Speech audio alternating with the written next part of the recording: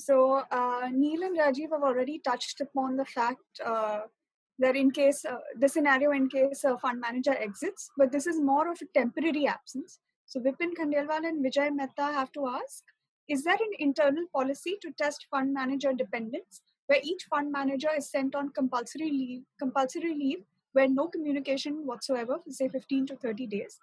And this should be a good practice within a BCP framework. Is there a succession plan in place?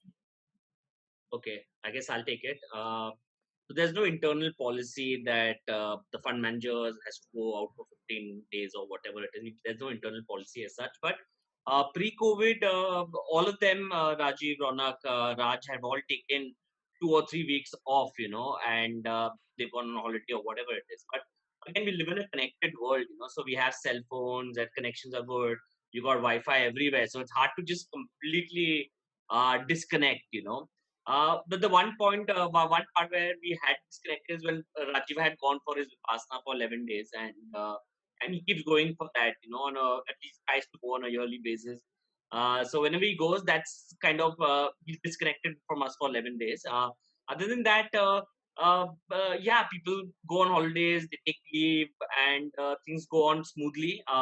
Again, if there's something drastically they need to do, then yeah, somebody will pick up the phone and call them up. But uh, on average, it's gone pretty smoothly. So that's fine. And the second question was on succession planning of, I guess, after me, if I read that correctly. So one thing is that uh, it's again, I became CEO and I've taken over only the last 4 to 5 years. So I'm pretty young in that way.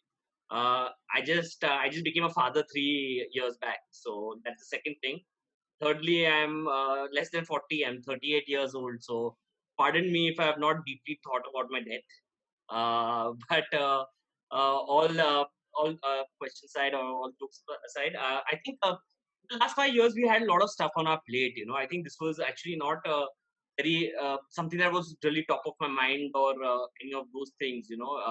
We had a lot of stuff to take care of. We had to stabilize the company. We had to grow the company. We had to get all our processes in check. Things were going. I mean, we needed to make sure online, digital, everything's good. So a lot of decisions had to be made, and a lot of things had to be set up. Right now to again to be geared for a bit of a growth going forward. So to be honest, there's no. I mean, yeah, there's. I haven't really thought long and deep about after me who will succeed.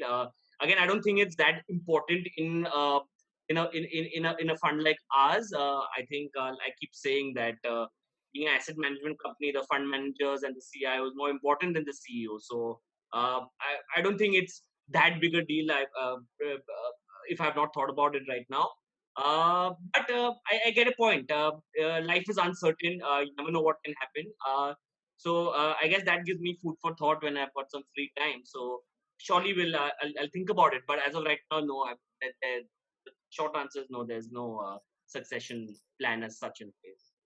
Yeah, the other point is that people need to realize that this is a very regulated activity. So we have a very strong board of directors for the AMC as well as a strong uh, trustee board where 2/3 of the members are independent directors. So we have people like Mr. Bala Subramaniam, Mr. Rajan Mehta, and the like who are trustees. So in any situation, there are enough number of people to appoint someone or to make sure that things go smoothly. I don't see that as so much of an issue.